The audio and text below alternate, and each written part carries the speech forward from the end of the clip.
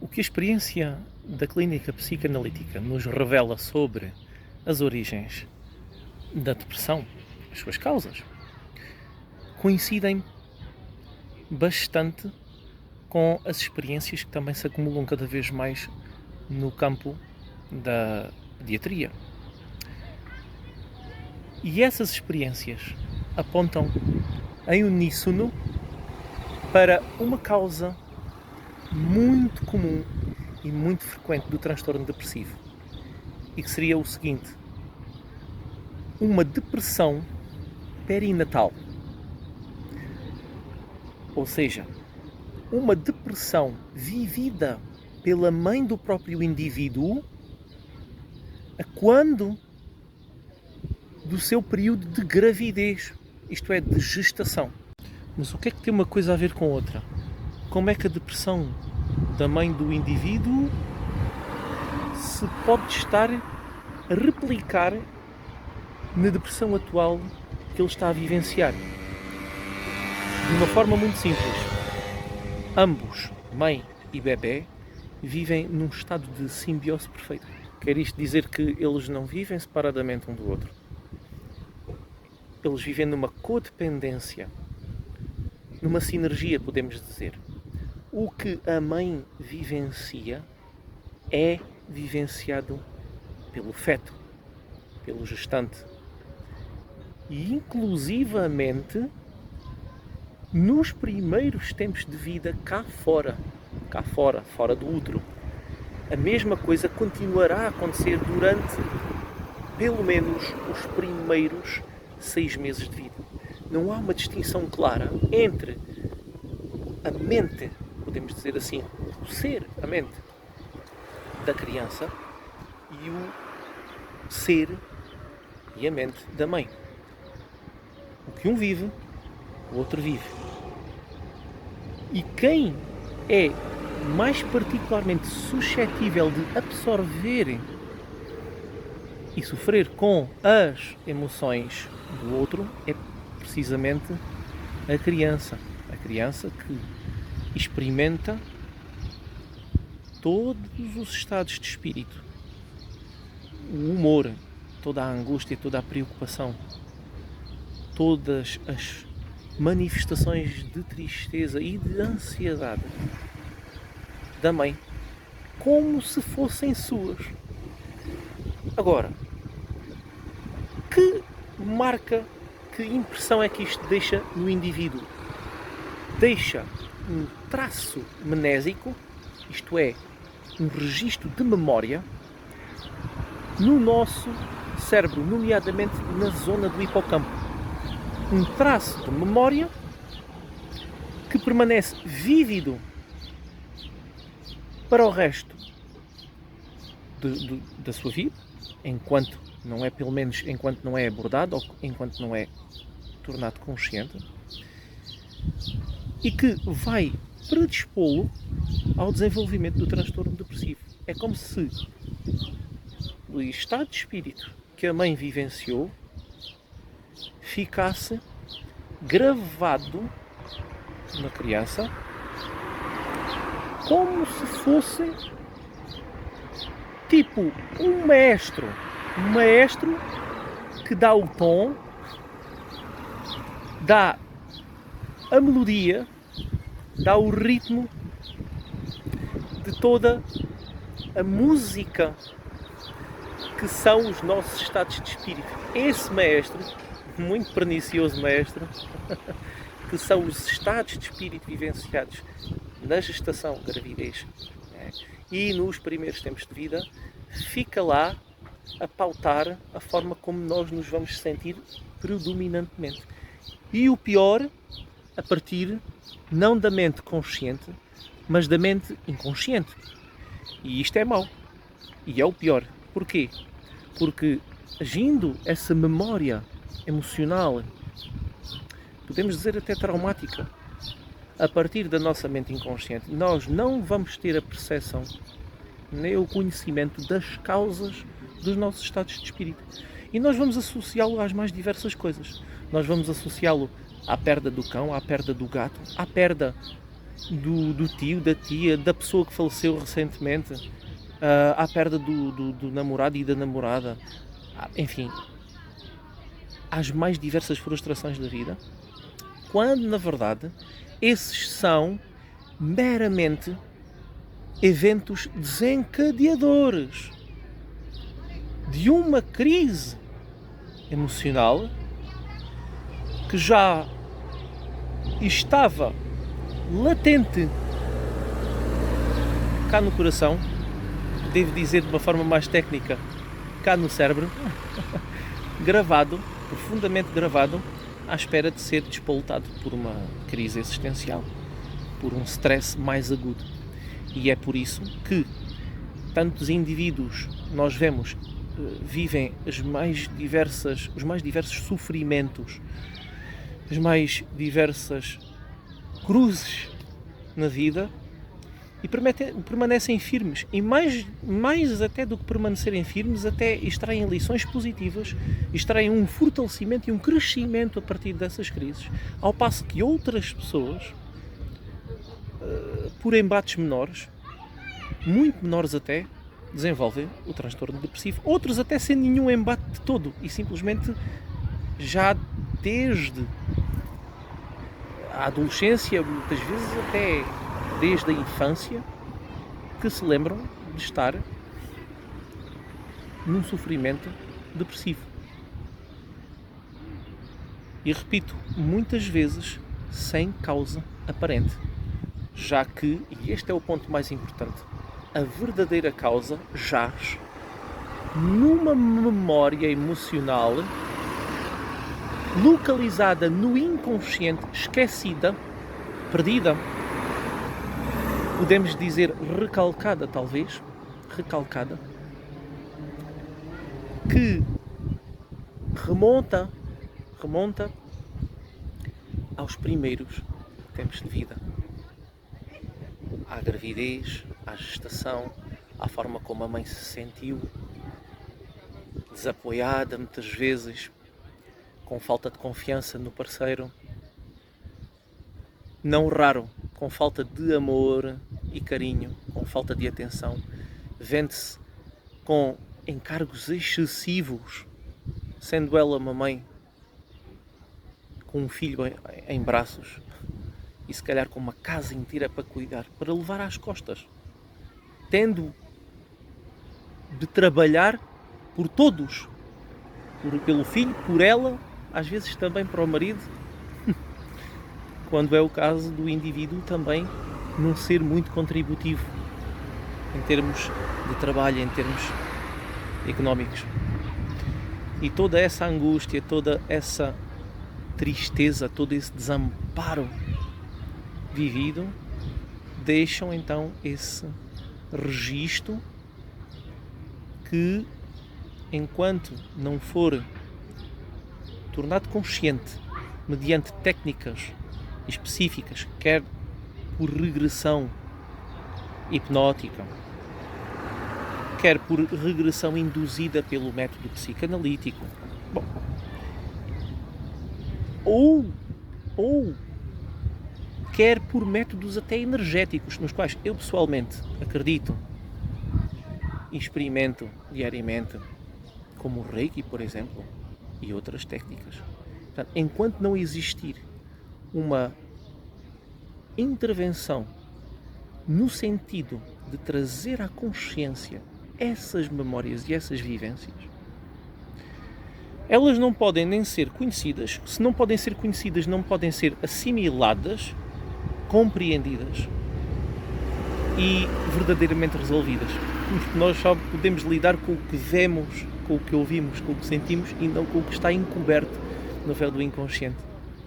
Ora, estando a mãe a vivenciar tal estado depressivo, baseado no desamparo, no abandono, na falta de confiança do parceiro, na falta de amor, na carência, portanto, não vai ela própria ter disponibilidade para comunicar, para se relacionar e vincular com a criança como deveria. Não vai ter disponibilidade para brincar, para sorrir, para interagir de uma forma saudável, de uma forma espontânea e de uma forma prazerosa. Na verdade, a tarefa de mãe não vai ser de todo prazerosa ou vai ser muito desengraçada para essa mãe. Não porque ela não gosta da criança, mas porque ela simplesmente não tem oportunidade, nem em tempo, nem em espaço, não tem condições para poder desfrutar da benesse de ser mãe. Em resposta a esse distanciamento emocional e até mesmo físico por parte da mãe, a criança irá, por sua vez, sentir-se abandonada, irá sentir-se rejeitada, desprezada, irá ficar nela gravado a impressão de que não é suficientemente importante para entusiasmar a mãe e para capturar a sua atenção. E isto tudo acontecendo de uma forma involuntária e, claro, irracional. Não é que ela pense as coisas de uma forma verbal, de uma forma lógica, porque ela não tem tais recursos à mão. Mas a distorção cognitiva, o erro de interpretação que ela vai fazer é esse. Como eu não recebo o amor, a atenção, o carinho, o estímulo que precisaria, logo não sou digno de os receber. Ou não sou interessante, não sou cativante, não sou digno de receber amor. Fui desprezado. Fui rejeitado. E em torno dessa distorção cognitiva, a partir da qual o bebê se percebe como alguém desprezado e rejeitado, ele vai desenvolver, em torno dessa ferida de rejeição, ele vai desenvolver mágoa, muito ressentimento, muito rancor. Podemos dizer, peço desculpa pela crueza, e muito ódio vingativo, muita inveja destrutiva. A inveja surge em relação àquilo que nós desejamos ardentemente e não podemos ter, primariamente o amor da nossa mãe. E com base nessa ferida de abandono, de rejeição, rodeada de todos esses sentimentos destrutivos, negativos, todo esse ódio, toda essa vingatividade, a criança ao mesmo tempo, e por estranho que pareça, vai desenvolver sentimentos de culpa. Porquê sentimentos de culpa? Coisa esquisita, não? Precisamente pelo facto de se sentir como a culpada, a responsável daquilo que lhe está a acontecer. E isso é devido à ilusão que todos os bebés têm e que se prolonga durante até os primeiros 2 anos de vida, pelo menos, de que eu sou o centro do universo, tudo acontece por minha causa e para mim. Todos nós nascemos com esta ilusão narcísica. Então, como nós nascemos com esta ilusão narcísica, de que somos o centro do universo e de que tudo acontece por nossa culpa e por nosso poder também e para nós, a criança vai se perceber ela própria como a culpada daquilo que lhe está a acontecer, a culpada de a mãe não gostar dela, a culpada também é do próprio ódio destrutivo que tem contra ela, porque ela deseja agredir a mãe, deseja destruí-la e ao mesmo tempo sabe-se, encontra-se profundamente dependente dos seus cuidados. O que lhe traz sentimentos de ansiedade, medo de destruir a mãe, medo de perder a mãe, medo de a matar pela sua agressividade e sentimentos de contrição, de culpa por tudo aquilo que no seu íntimo desejou fazer, por tudo aquilo que na sua ilusão julga ser a causa do comportamento depressivo da mãe. E é por isso que esta é a parte mais importante a termos em consideração da depressão. É por isso que a depressão deve ser vista, antes de mais, como uma manifestação de autopunição. É por isso que a depressão, repito, deve ser interpretada como um ato de autopunição, autodestruição.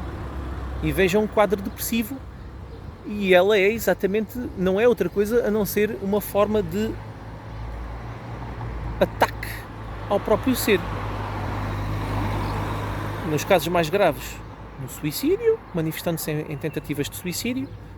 Nos casos menos graves, não se alimentando bem, não saindo, não tendo hábitos de vida saudáveis, isolando-se, privando-se do contacto social, privando-se de tudo aquilo que poderia ajudar até a sair daquele estado e a melhorar. Então, prejudicando-se. A depressão vai sempre no sentido de se prejudicar. Também é por causa desses sentimentos de culpa, dessa intenção autopunitiva, que as pessoas deprimidas são tão resistentes a serem ajudadas e muitas vezes tão resistentes sequer a reconhecerem que têm um problema e que sofrem de um transtorno de humor. E mesmo quando são auxiliadas por terapeutas, verifica-se que o estado delas tende a estagnar, a não evoluir, a não progredir no sentido positivo. Isto porque existe uma resistência inconsciente muito grande à cura da depressão, que é a depressão, ser um instrumento de autopunição. Lembro, a autopunição que originalmente foi o quê? A agressividade e a vingatividade contra essa figura materna que ele, indivíduo, pensa o ter desprezado, o ter abandonado, o ter deixado entregue à sua própria sorte. Na minha opinião e segundo a minha própria experiência pessoal, que passei pela depressão e consegui, felizmente, graças a Deus, superar, as melhores formas terapêuticas de abordar este transtorno passam por toda a técnica, poderão passar por toda a técnica que seja capaz de trazer à consciência aquilo que verdadeiramente dói lá no fundo e que se prende com as primeiras experiências emocionais vividas pela mãe na gestação e pelo indivíduo enquanto criança, também na vida intrauterina e nos primeiros tempos de vida fora do útero, no estágio de dependência da própria mãe, em que ainda se encontrava em ligação profunda, em ligação simbiótica, em modo esponja emocional com essa mãe. Então, que técnicas poderão fazer a diferença e, aliás, efetivamente fazem a diferença segundo a evidência científica clínica? A psicanálise, bem feita por algum terapeuta ou psicoterapeuta que esteja muito bem consolidado na sua formação e na sua prática clínica, que saiba fazer a coisa e que saiba lidar com as aberrações de emoções, as torrentes de emoções que de repente podem ser despoltadas, ok? Muito importante um psicanalista que saiba, ou aliás, um psicoterapeuta, qualquer que seja a sua formação, ter capacidade de lidar com as aberrações. Psicanalista, psicanálise, não é? A forma da psicanálise, a hipnose regressiva, um tratamento, a meu ver, de topo mesmo para esse efeito, para quem é hipnotizável, porque há indivíduos que de alguma forma não são muito suscetíveis de ser hipnotizados, e outras técnicas ditas psicossensoriais. O que é isso de técnicas psicossensoriais? São técnicas que lidam diretamente com o corpo no sentido de atingir as emoções que ficam gravadas na própria memória celular do corpo, porque o nosso corpo registra nas células tudo aquilo que nós vivemos.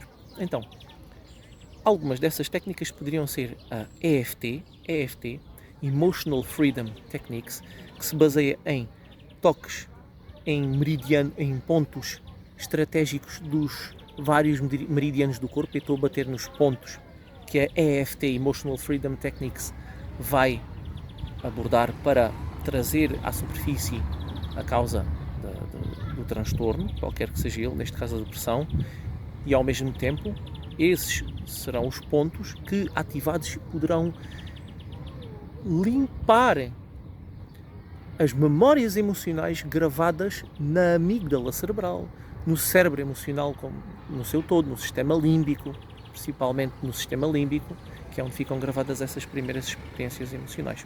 A EFT, a EMDR, Eye Movement Desensitization Technique, repito, Eye Movement Desensitization Technique, passa pelos movimentos oculares que vão permitir, uma vez que se ative o estado dito depressivo, o estado perturbador, uma vez que é ativado com a ajuda do terapeuta, esses movimentos oculares, que podem ter vários sentidos, irão produzir a abreação das emoções e ao mesmo tempo o reprocessamento cerebral dessas emoções. No fundo é como se nós ligássemos é como se nós estivéssemos a formatar o computador e a restaurar os valores de fábrica. É isso que a EMDR faz. Outras técnicas de grande valor para mim, que se calhar serão mais como complementos, poderão servir mais como complementos, será o Reiki, principalmente se realizado com um terapeuta que, além de experiência, tenha sensibilidade e, devo dizer, para quem acredita nisto, que eu acredito, com capacidade intuitiva de ler a aura e de perceber aquilo que a pessoa viveu e que está por detrás, que está na causa da doença. Essa pessoa será capaz de sentir e confrontar a própria pessoa com aquilo que ela poderá ter vivido e ajudá-la ela mesma a regressar a essas memórias. Portanto, a energia do Reiki. É claro que a acupuntura, bem realizada também, e combinada com uma forma de psicoterapia, irá ajudar imenso. Existem assim muitas técnicas que seriam capazes de dar uma resposta que faça a diferença no transtorno depressivo.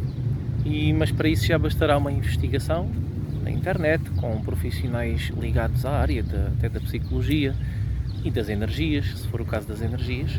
Isso poderá também ser um tema de debate para um outro vídeo, uma análise mais aprofundada e mais cuidada de todas essas técnicas que nós podemos ter à disposição para abordar a depressão. E assim é tudo. Por agora, fiquem bem, meus amigos.